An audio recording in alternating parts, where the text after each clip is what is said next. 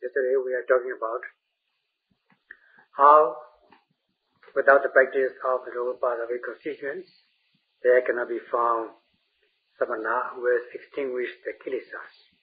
That means any doctrine devoid of meghnana will not find anyone who has extinguished the kilesas.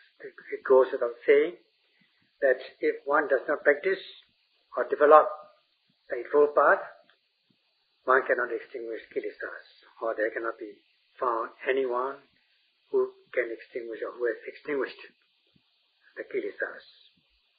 The Buddha's words are very clear. As mentioned in this expression, the words of the Buddha, Yasmin ko Subhadda Dhamma Vinaya, and so on.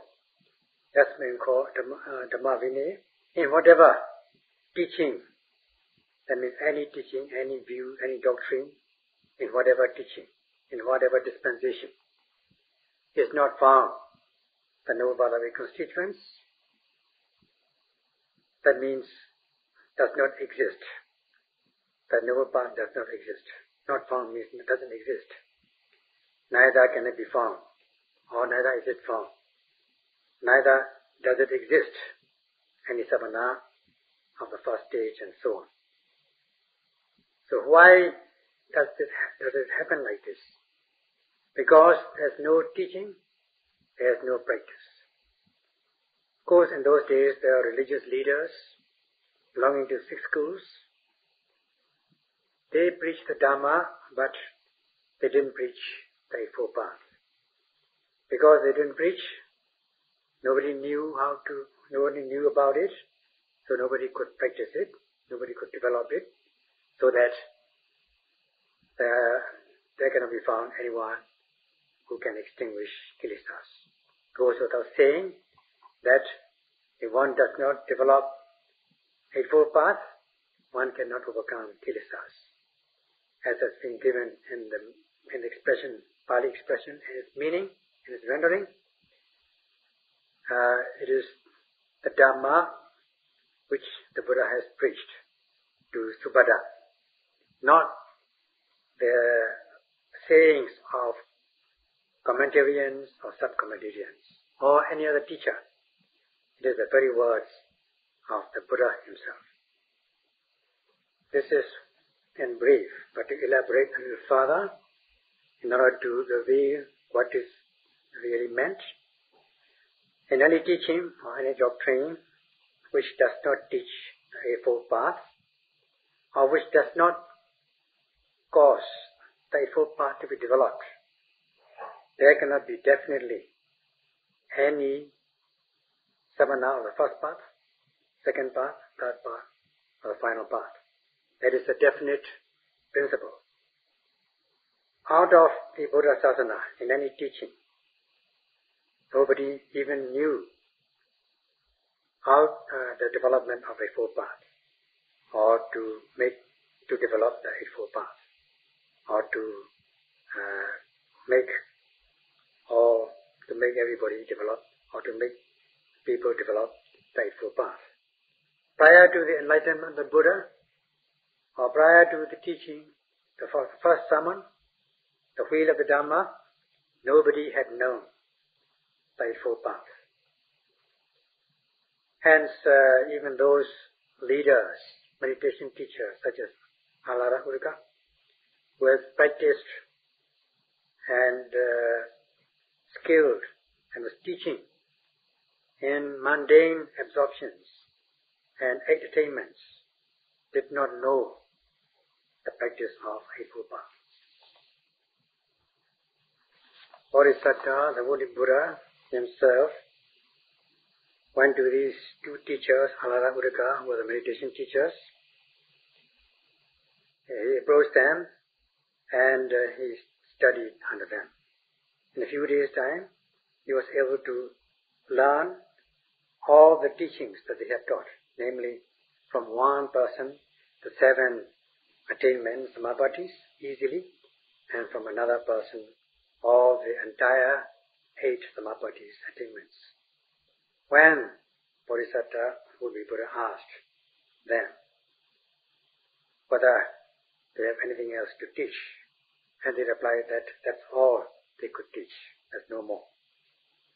So he reflected upon himself that such teachings could lead only to the calming of the kilesas, not the cessation of kilesas and duties.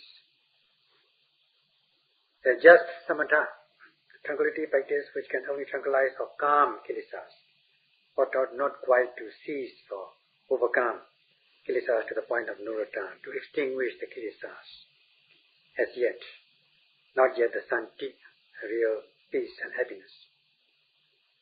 Hence, the Buddha himself went away to practice by himself with the power of his spiritual perfections, paramis, which he had perfected in the past. He went in search of truth, practiced Satipatthana, the way of mindfulness, involving the noble path of eight constituents. Thus we can say that this noble path of eight constituents, the practice of the Eightfold Path, was started by the Buddha. In this connection, there is an episode during the Buddha's time. There was a king called personality Kosala, the king of Savatthi, and there were Brahmin ministers who were advising the king, and when the father died, the son continued to serve. And at that time, the king died, and his son took up the throne, succeeded the king, but the minister was old because he was serving the father of this personality Kosala king. So when the next king, the son, came to the throne, the minister remained very elderly, so it was not becoming for him to be with the young king. He felt very uneasy. So he took permission from this young king to renounce the world, to become an ascetic, to become a hermit. Of course, in those days, such people were professors. They had disciples, followers. In this case, there were 16 leaders. There were 16 leaders, each 1,000 followers each. So quite a lot of followers. And they practiced in the forest. So they followed their leader, this leader, that is this professor, went to the forest and practiced meditation. So that in due course, some attained samapatti, and then some even attained abhinya, supernormal powers. So because there was the king adored them, so he donated the one village, I call it, all the tax that can be levied on a village was donated for expenditure towards this Brahmin professor and followers. Again, although he received this offer from the king, he did not use them. Instead, he again re-offered them, of all the wealth or things to other people, distributed them to other people. So while doing so, there was one Brahmin receiver. He did not receive as other people did.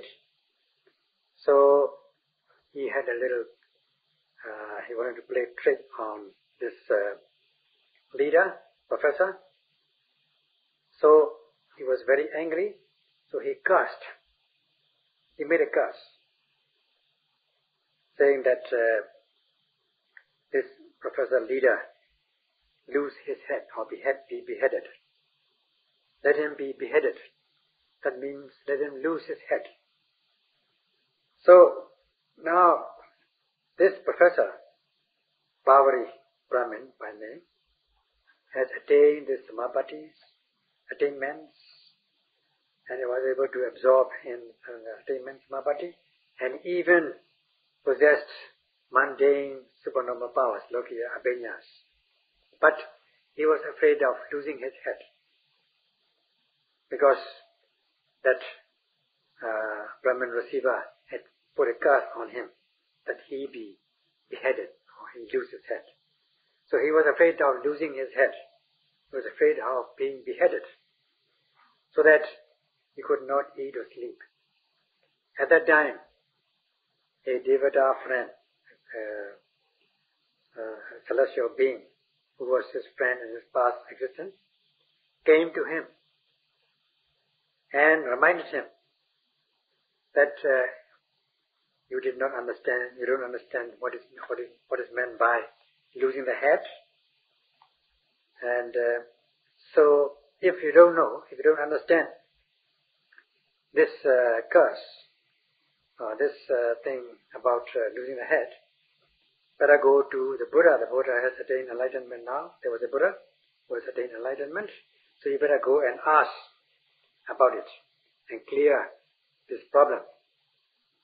So with all these 16 leaders and 1,000 followers each, quite a lot of crowd, they went to the Buddha. When they met the Buddha, they saw the Buddha, they asked, or one of them asked a question mentally, and the Buddha answered verbally. Now questions were, what is meant by head, and what is meant by beheading or losing the head, or the head being cut off. They asked this question mentally, which was answered by the Buddha verbally. So what we want to say, what Sayadaw wants to say is that even if one has gained these attainments, mundane attainments like samapattis, Lokiya jhanas, mundane absorptions, and even mundane supernormal powers, one can become afraid of such things because one has not developed or practiced the Eightfold Path. If one has practiced Eightfold Path, there's no need to be afraid of such things. One should have courage. So in those days, this Bhavari Brahmin was a high-ranking educated professor, was learned in the Vedas, educated in this Vedas. In those days, Vedic literature was the holy literature that could be learned. And on top of that, he was a professor. Furthermore, he was also king's minister. He had many followers. So one may say that he was a high-ranking individual. And after renouncing, going into the forest, in the retreat, he was able to attain the samapatti attainments and even supernormal powers, abhinya. So in those days, you might say, Dhamma-wise too, he was very high and not low in his rank, in his position. So even such a person like Bhavari Brahmin Bhavari, was learned in Vedic knowledge, Vedic literature, educated, intellectual, and professor, and attained in the modern sense, attained in absorptions, mundane absorptions and supernormal powers, was even afraid when he was put upon a cast like this, so that he could not do anything.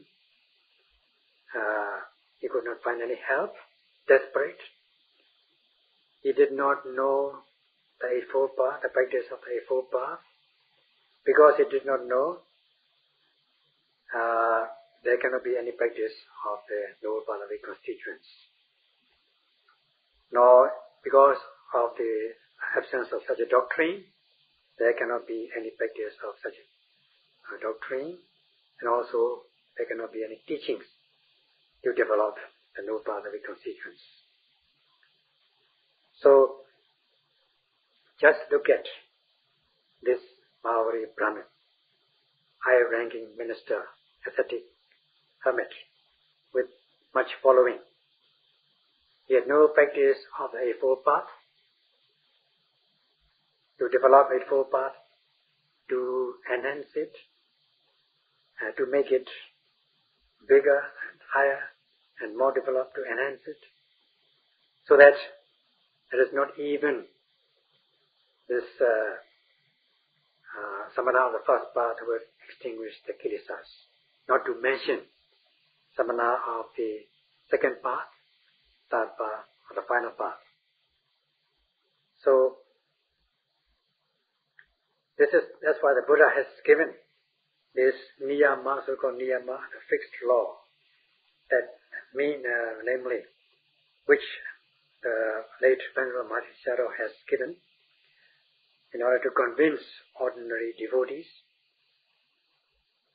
Without the practice of the Noble Path as a consequence, there cannot be anyone who extinguishes kilesas. That is the fixed law. So this is in accordance with a definite Dhamma principle given by the Buddha. So this Bhavāri Brahmin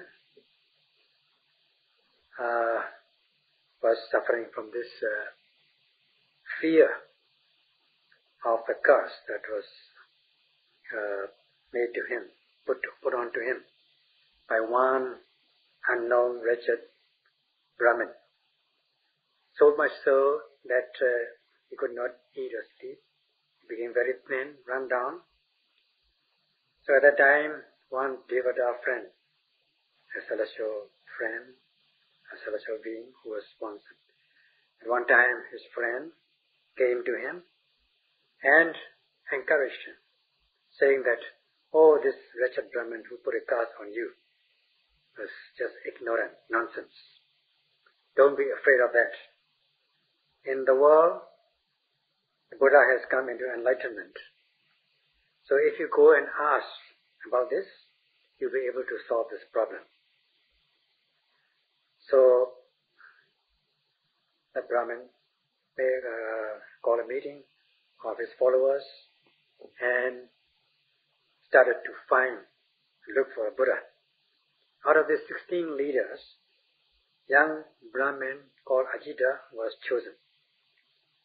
And the message was given to him, how to find out whether that Buddha was a real one.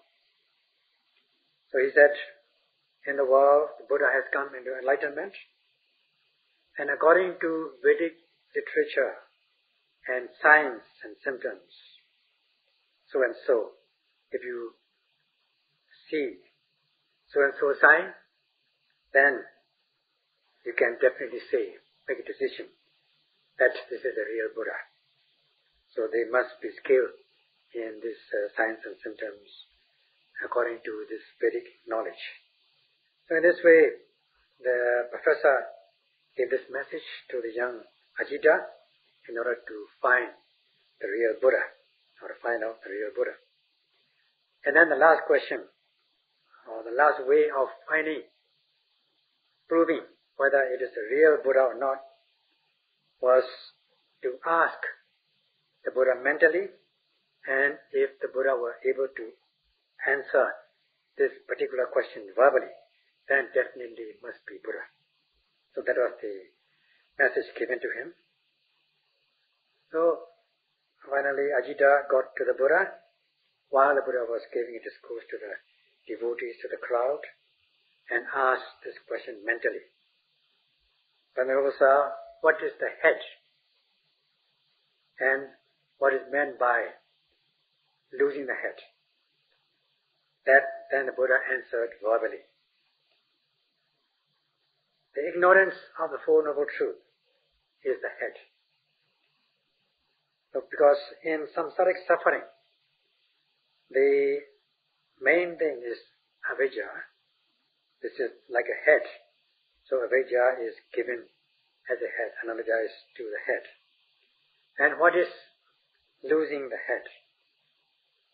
Losing the head means not being able to practice or not being able to possess these wholesome mental states such as Saddha, Chanda, Viriya, Sati, Samadhi, Saddha, faith and confidence, Chanda, desire, wish, Viriya, energy, Sati, mindfulness, Samadhi, concentration, Panya, wisdom. If one loses these wholesome mental states, then one is said to lose one's head. So in this way, Buddha answered verbally these questions posed by young Ajita mentally. That was the real, then he was able to decide that this was a real Buddha. This not knowing the Four Noble Truths is avijja. This is the not knowing the truth of suffering. This is the first avijja. That not knowing that these psychophysical conditioned psychophysical things, nama rupa sankharas, are the truth of suffering. There are two kinds of unknowing or two kinds of ignorance. One is not simple unknowing, not knowing it at all in a simple way. And also, not only unknowing, simple unknowing, but also knowing wrongly, in a wrong way, misperception, misunderstanding, wrong understanding. In this way, there are two kinds of ignorance. That this psychophysical phenomena, such as seeing, hearing, tasting, touching, all these things are the truth of suffering. Not knowing that they are the truth of suffering is simple unknowing, known as abhidipati avijja. And not only unknowing, but knowing it in a wrong way, that they are pleasurable, the truth of pleasurable. Such knowing is known as abhidipati avijja, knowing wrongly, knowing in a reverse way. So each satya, each truth has two sides, two aspects, similar knowing and wrongly knowing, or misunderstanding, misperception. That the psychophysical formations, sankharas, are not knowing as their truth, not knowing them as the truth of suffering. One thinks that they are pleasurable on the reverse side. So once one considers them as pleasurable, such as seeing, hearing, tasting, touching, all these sensual activities are pleasurable, then one is bound to become attached to them, to crave for them, and this craving is the cause or origin of suffering. So we have this second noble truth, namely samudaya satya, the truth of the origin, or the truth of the origin of suffering. There again, we have two aspects of unknowing, ignorance, avijja. Namely, simple unknowing, not knowing simply that they are the origin of suffering. And reversely, knowing in a wrong way that they are the cause or origin of pleasure, origin of enjoyment, such as abhidipati avijja. The first simple unknowing as the truth of suffering, the truth of origin is abhidipati avijja, and the reverse way of knowing, that is wrong misunderstanding, as the origin of enjoyment of pleasure is abhidipati avijja. In this way, we have two kinds of avijja in this truth as well, namely samudaya satya, the truth of the origin of suffering. And then the cessation, the end of the psychophysical phenomena, nama rupa sankharas. There is a place where they all cease to exist. That means once you are able to overcome kilesas to the point of no return, they all cease to exist. And this kind of satya, truth is known as nirodha satya, the truth of cessation, or the truth of extinction of suffering. And the Buddha has said that this is the real peace and tranquility, peace and happiness, the real bliss, the real happiness. That is this Nirodha Satya, the truth of cessation or extinction, is the real happiness. That's what the Buddha said. But one doesn't accept. Not accepting it, one thinks that not only that they are not only unknowing, not only not knowing that they are this is the cessation of suffering or extinction of suffering, but one thinks that it is the real death, point of no return. So that if it is a big death, a big termination, and non-return, then how are we going to see our loved ones again? How are we going to see our spouses, meet our spouses again, our family members again, friends again? So one thinks that this is a great death, great termination, extinction, extermination.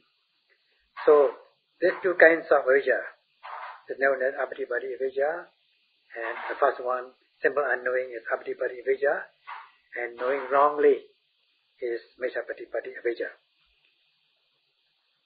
So that people become afraid of attaining nirvana, the ultimate peace and happiness, because once you get to nirvana, you will not be able to come home again, see your friends again, go back home. What's the use of it? So in this way, one sees wrongly, such as micchapatipati avijja. And then we have this the path leading to the extinction of suffering. It is where the path leading to the end of psychophysical formations. And this is the mega, the path. And we have this, to reach this area mega, the noble path, or the path of the attained ones, we practice just like as we are all doing, the insight meditation, Vipassana mega. Try to attain this path, insight path, Vipassana mega, which is the mundane insight path. In order to overcome these impurities, corruptions on a part-time basis, leading to the overcoming of these corruptions, mental corruptions, on a full-time basis with the realization of the noble path. So, the Purana path and the Aryan path. Purana path, the path which we practice now, inside knowledge, inside meditation, in order to reach the path of the noble ones, in order to reach realize the liberating wisdom. So we are practicing it, and this is the method to practice to reach that state, and not knowing that this is the truth, leading the truth of the path, leading to the extinction of the suffering. This is just simple unknowing. This is abhidipati avijja. But knowing in a wrong way, oh, this is the path leading to a great death. So this is knowing wrongly. This perception and such an ignorance, avijja, is known as micchapatipati avijja. In our unknowing, we cling or grasp, as is said in the maxim niyama. Avijja is the head in this case, because it's avijja, unknowing. In the unknowing we grasp, that is, we cling. Because of avijja, that is the craving. So in the unknowing we grasp or we cling. So if we cling, we'll try everything. We'll work everything to reach or to gain, or to possess what we cling. We will try our best. We will try to work physically, mentally, verbally, and all this desire will lead to actions by body and speech. If the attention is good, correct, then one will be reborn in good destinies. If the attitude is wrong, then one will go into wrongful destinies. So that this avijja, ignorance, is the head. All these things, actions, due to craving, have the root cause in avijja, unknowing, ignorance. Hence, avijja is given as head. And that's why we have the two kinds of avijja. And the Buddha has given this dukkha satya. If one is not mindful of every rising, one will be ignorant, and ignorance will lead to craving. That is samudaya satya. And in unknowing, as I said, in unknowing we grasp. In the knowing, we will not grasp, so that we will be free of samudaya satya, the origin of the truth, which the tanha, craving, which is the origin of suffering. So, this the end of kilesa, nirodha satya, and if one is able to practice, then we'll be able to overcome these defilements. And just know this dukkha satya, then if one is able to realize dukkha satya, one will be able to realize the other four truths. Just as I'm saying that the four truths, one has to know, understand. There's understanding, abandoning, and realizing, and developing. Such is what is given as to the practice of the four truths. So this knowing is very important. Once you know the truth, then there will be no avijja, no unknowing. And to know the truth, one must concentrate one's mind, which is the nearest cause. And in order to concentrate, one must apply mindfulness. In order to apply mindfulness, one must exert energy. To exert energy, one must have this chanda, zeal, desire to undertake the practice. And this zeal, the wish, the desire, that because avijja had, the wish, the desire, that because avijja had, the wish, the desire,